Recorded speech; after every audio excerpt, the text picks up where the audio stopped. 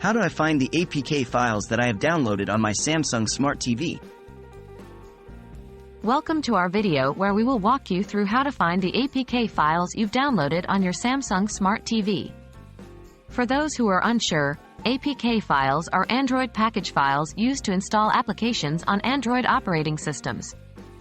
Understanding this process is essential for managing your installed applications. Let's jump right in. What do you need beforehand? Before we begin, you must make sure that your Samsung Smart TV is running on an Android operating system. Please be aware that not all Samsung Smart TVs run on Android, so it's important to verify this. Unfortunately, if your TV doesn't run on Android, you won't be able to find APK files, as these are specific to Android systems. Navigating to the file manager. The first step in finding your APK files is navigating to the file manager on your Samsung Smart TV. If your TV is running on Android, it should have a built-in file manager. 1. Grab your remote and press the home button. 2.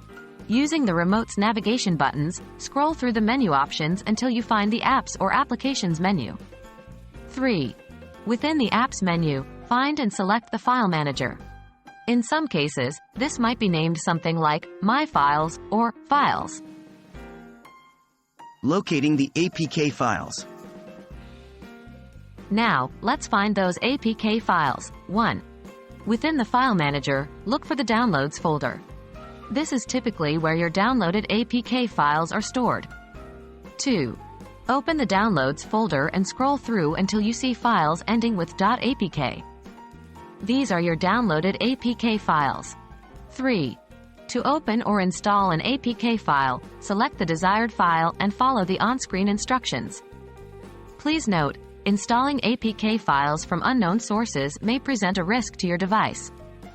Always ensure the files are from trusted sources.